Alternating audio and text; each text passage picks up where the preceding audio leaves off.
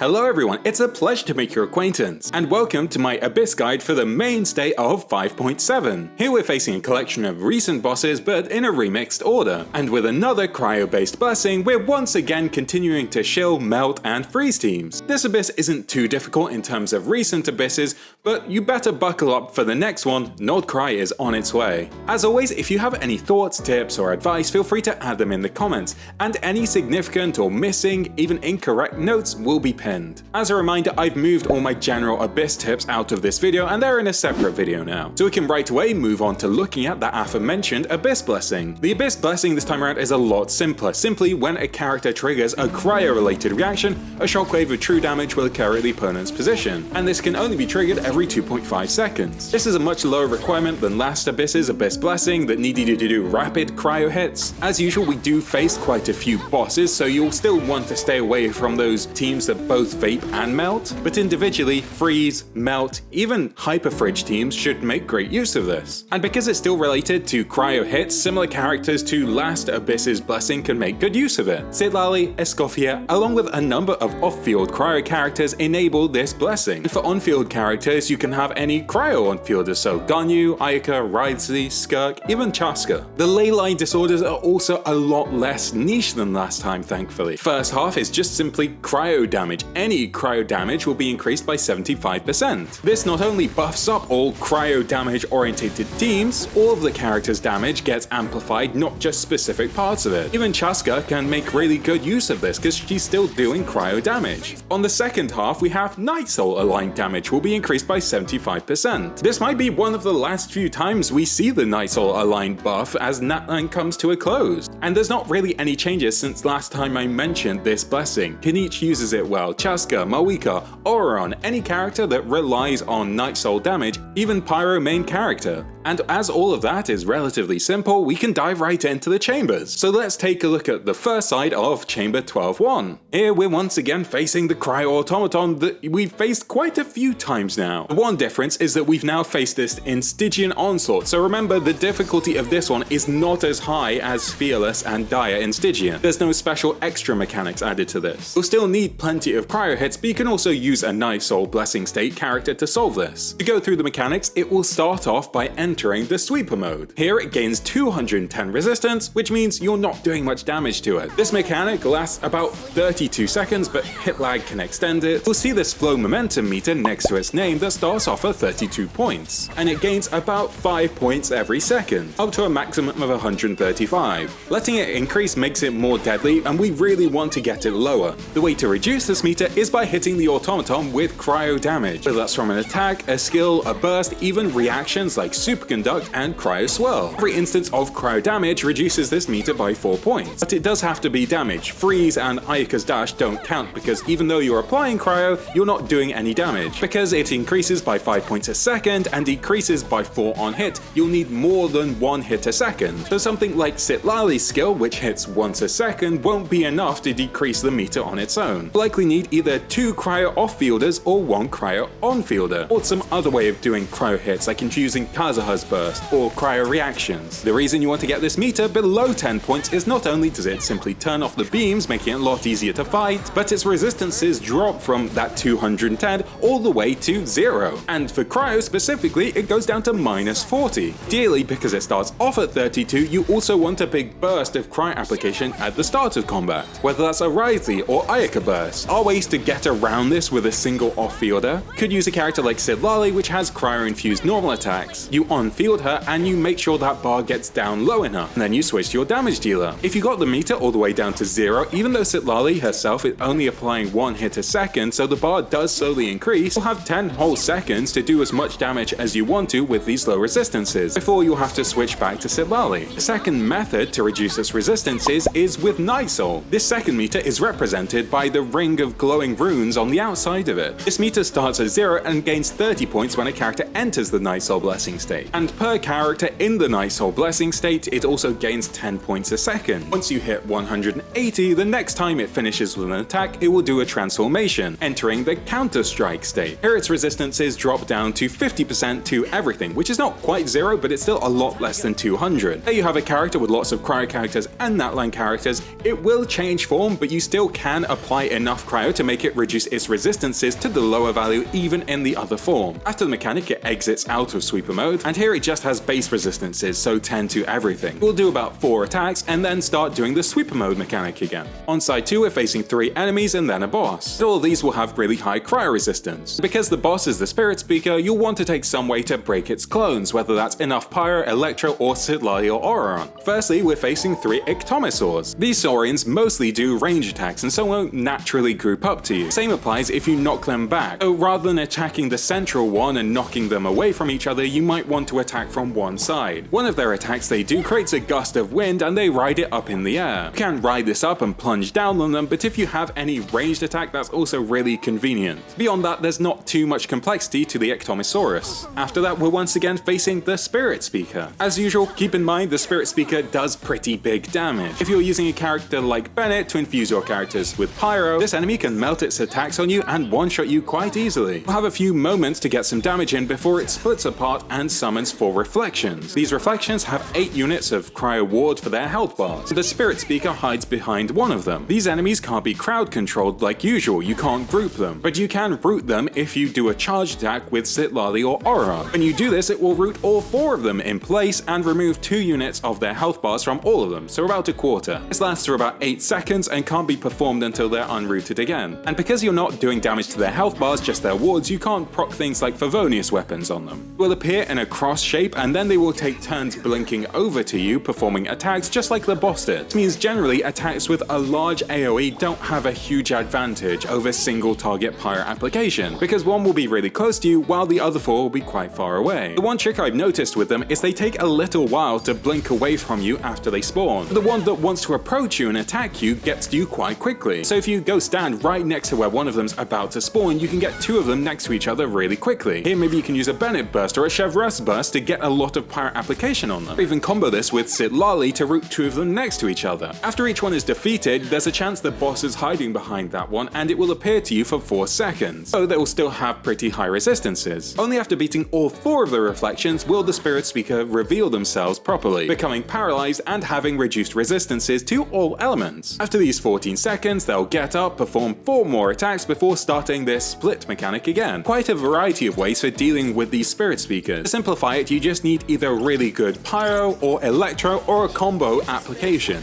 Bennett is kind of the king of this because he applies 2 units of pyro with his skill and his burst, meaning that one skill depletes half of a reflection's ward bar. But anything from Arlecchino, Fischl, mavuika, even Sunfire works really well at defeating these clones. As usual, when elemental application is apparent, I include a link in the description to the Genshin Impact wiki. Here it lists the elemental application amounts of all characters' abilities in the game. Chamber 12-2 in its entirety is pretty simple. You can see this quite obviously in the first side. Here it's all single target, there's no particular resistances at all. The only suggestion I could have is maybe bringing Osea for the mech. The first enemy in this chamber is a Rune Grader. All Rune machines have higher physical resistance. If you stand too far away from it, it does an annoying charge attack. But as it's single target, that doesn't matter. And if you're doing location-based abilities like a Bennett or Rosaria burst, you should be pretty near it anyway. You can hit the glowing cores in its eye and on its legs to disable it, but you'll have probably defeated it before even doing that. The second wave is an Earthguard Drake. Earthguards have a habit of doing an attack that charges off in one direction. That's not too problematic as there's only one of them, so you don't have to worry about enemies ungrouping. If you do have location-based abilities, you can just stand in front of them and intercept them to stop them charging. The only mechanic to be wary of is when they start trying to absorb an element they've taken the most damage from. If you let them do this, they gain increased resistance to that element. To stop them, you simply need to smack them in the face. You can do this with a variety of abilities at that level or a bow user. But even if it does gain these resistances, it's only up to 40, so it's not even the end of the world. Lastly, you're facing a Construction Mek. This one's a Numa version. Construction Mek is the one with the really annoying spin attack. The only minor mechanic worth mentioning is just like most Fontaine mechs, applying the opposite Arca element can disable its elemental infusion. So here, 2 hits of Osea makes its attacks less deadly and it move around less. That's it, nothing too complicated, so let's take a look at side 2. On side 2 we also have 3 waves. First of all, you're facing the Eremite Stone Enchanter that we've met a few times before. The Eremite Stone Enchanter, as soon as combat commences, will summon the Spirit of Omen Stone Drake. This Stone Drake itself has minus 50 geo resistance. It has about 30% of the health of the Stone Enchanter, and when defeated, deals 30 37.5% of the Stone Enchanter's current HP to them. You'll probably want to focus down the Stone Drake itself, as the Stone Enchanter, while the Drake summoned, gains 50 resistance to all types of damage. If you do enough damage to the Stone Enchanter themselves to get them really low, as defeating the Drake only deals percentage health of the current health, it might be worth just focusing down the Enchanter. If you do defeat the summon, not only will the Enchanter take the aforementioned damage, but they'll also become paralyzed for about 10 seconds, losing all those earlier gained resistances, and taking their Geo resistance down even further to minus 50%. So taking Geo damage against this is actually quite good. I did find, though inconsistent, if the Drake keeps jumping away from you, try to move towards the Drake instead of the Enchanter. One thing to keep in mind while fighting the Enchanter itself is taking note of your energy, and that's because after this we're facing a Cryo Wayob. We will face a number of Wayobs in later chambers, but I'll just focus on the details of them here. So just like all Wayobs, they have 50% resistance increased to their own element, and after about 5 seconds it will create an area around itself that constantly drains your whole party's energy. While doing this, it will create a ward on itself, and you'll have 13 seconds to break this ward. Characters like Skirk and Mavuika don't use energy, so they're not affected by this energy drain. As you're fighting an enemy before this and have 5 seconds at the start, you can cast your bursts preemptively. This is especially important for characters that are really reliant on that burst, especially if they're location based. Characters like Rosaria or Bennett really need to cast these bursts beforehand. You can stall them out of completing this mechanic by freezing them or staggering them, though staggering them is quite difficult and I won't go in depth on it here, though there's a good chance that after being staggered or frozen they will still try to create this arena. Well, in this area all characters are provided with a large damage boost of 120%, and Night Soul on top of that is boosted by another 60%. The white ward it creates on itself is just a damage ward, not an elemental one, for about 112% of its max HP. This white ward specifically can't be affected by things like amplifying reactions like melt or vape, and while it has the ward it can't be petrified or frozen anymore. If you don't break the ward in time, it will summon a ward on itself. As it's a Cryo Wayob, this will be worth 48 Cryo units, and this will scale depending on the amount of ward left. So say there's only 50% of the ward left, and it will only be worth half of this, so 24 units of cryo. And so if you don't think you have the damage to break this ward in time, hopefully you've brought Pyro or Electro from the previous chamber to break it. If you manage to break the white ward before the mechanic is over, you'll be refunded a huge amount of energy particles, about 45 particles worth 2 energy each, so 90 in total, and that will likely return all of your character's bursts. Some of the characters catching these particles will get more efficiency from that energy. Either way, if you break the white or the elemental ward, then it will be paralyzed for 5 seconds. Lastly, you're facing 2 avatars of lava. These are not the ones that self-infuse, these are the ones with no specific resistances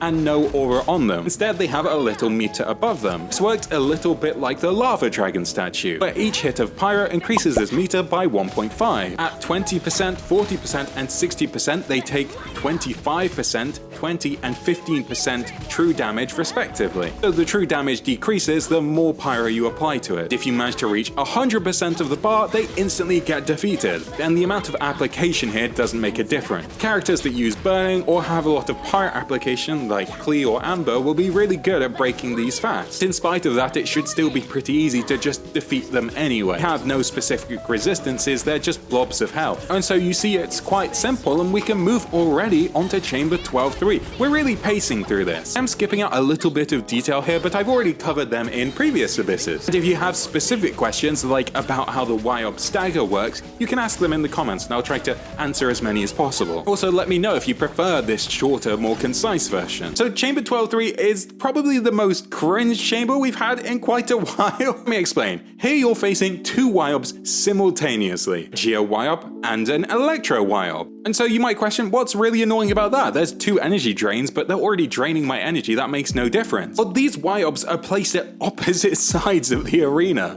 and so it's very likely you'll be able to go over and deal with the ward of one of them, but you probably won't be able to get to both of them in time to break both their white wards before they create elemental wards instead. This means you have to pick one of them to break that ward of and ignore the other, and it will be kind of team dependent which one you choose to focus down. If, for example, you're playing a freeze team that has really good with cryo application, and you'll probably choose to go and focus the Geo Wayob, as cryo is a very effective tool of breaking the 22.8 unit worth Electro Ward. The same would apply if you're running some kind of fridge team. In fact, as you're likely taking cryo characters for the automaton, maybe you even went a melt team and have pyro characters alongside that, most of the time the best option will be to defeat the Geo Wayob's White Ward and then deal with the Elemental Ward on the Electro Wayob. So if you're playing a Geo team, or maybe you've got Zhongli in there, and because every Fek element can chip away at a Geo Ward, maybe you even have a Claymore user with a lot of blunt damage. It's certainly an option in those cases to go deal with the Electro Wayob first. Keep in mind, if you've got an Electro team here and you go to break the Electro Wayob first, then that Electro Wayob has higher resistances to Electro. Apart from selecting which to go for here, you've already faced Wayobs in the previous chamber, and their actual mechanics aren't too complicated. While whichever Wayob has an Elemental Ward, they won't start the energy drain mechanic again, so you don't have to worry about that reoccurring. Just focus down one and then the other. Testing harder teams, there's also specific notes about the Wayobs in this chamber. First of all, is that they group surprisingly well, and so after about 30 seconds into the chamber, the other Wayob should reach you. It's finished its mechanic and it quickly dashes over towards you. In fact, it moves itself over so well that if you're standing right next to the Wayob, it will naturally group itself, meaning that you can be applying elements to one of the Wayobs while damaging the other. If you do have a weaker team though, remember to focus down the one that you've done the damage to first. It takes you around 30 seconds to defeat the Wayob. It can recast the energy drain mechanic, meaning not only do you lose all your character's energy, but you also have to break that ward all over again. On the other side, we're facing the same chamber that we had in 12-2 in the previous Abyss. 3 Yumkasaurs followed by the Yumkasaur Mountain King. They all have higher Dendro resistance, but there's not too many mechanics to the smaller Yumkasaurs. They're fairly easy to group as they will try to jump towards you even if you move away from them. After defeating the smaller Yumkasaurs, the Mountain King will appear. The Mountain King always starts off with 3 deadly attacks, the same kind that it would do if you failed the mechanic. Here it launches 2 blobs of pyro, followed by a very dangerous laser beam. Make sure to dodge this some way. All of these attacks apply pyro to the ground, slowly ticking damage on your character and applying pyro to them. Shortly after this, it will spawn 3 flame granites on the ground in front of it. If you hit these flame granites with pyro just as he's about to eat one, he'll take 5% true damage. If you hit them with pyro before he manages to eat them,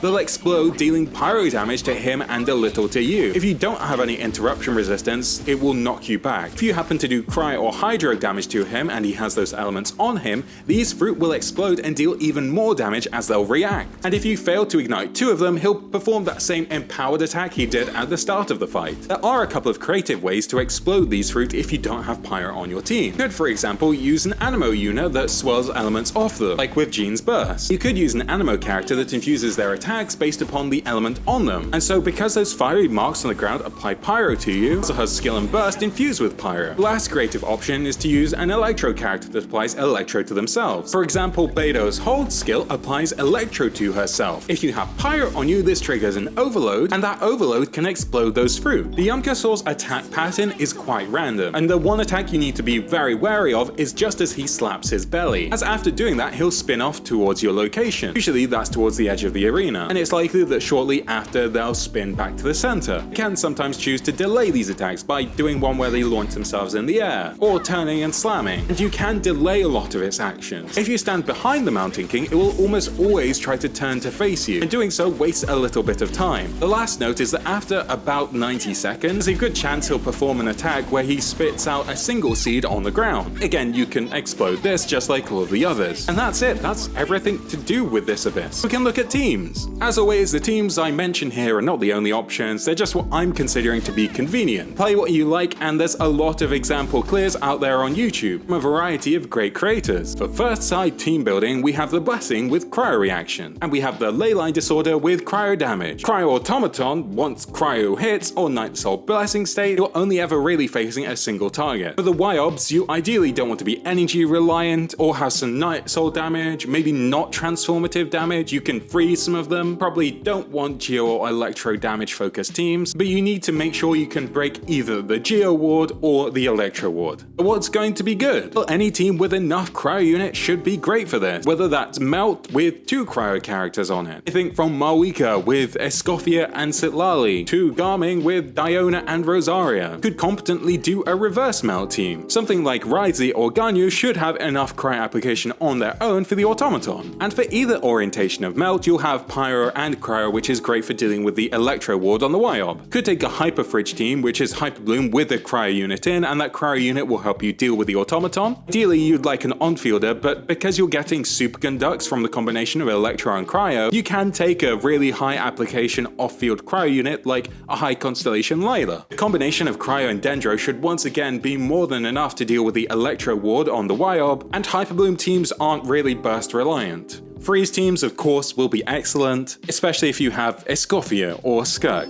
They're just strong characters. And the other option you have is taking a Nisol orientated team, and going that route for the Automaton. Whether that's Knish, Chaskar, Mualani, even Veressa, although they might have a little more trouble with that Electro Wayob. So you'd want to play an Overload team with good Pyro application. For side 2, we have the Blessing for Cryo damage bonus, and we have the Ley Line for Nisol damage. The most enemies you'll be facing at a time is 3. The enemies will be close together, so there's not really a disadvantage to single target focused damage. You'll need absolutely some way of breaking the Cryo wards of the Spiritspeakers, and bypass this by using Sitlali or Oreron, but remember, if you do go this route with the Cryo Wayob, if it gets its ward up, will be a lot harder to deal with. You could take great Pyro application for those Avatars of Lava. Throughout these first 2 chambers, you won't want Cryo damage, and you won't want Dendro damage in your team because of the Mountain King. For the Mountain King, you could take a Vaporize or a Melt team for those Flame Granites. Like the other side, Melt team should be again good here. This time the condition is that it's only forward melt, so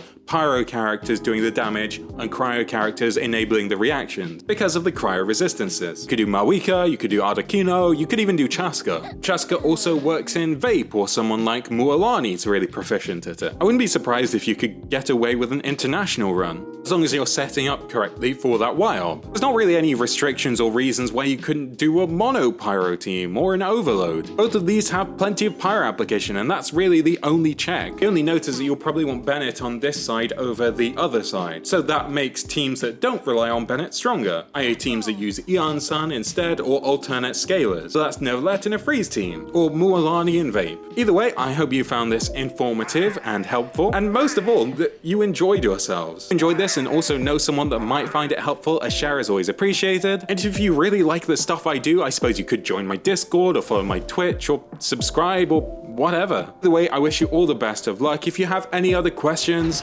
comments, thoughts, improvements, teams that you completed this with, feel free to put it in the comments, and I hope you have a lovely rest of your day. Bye bye!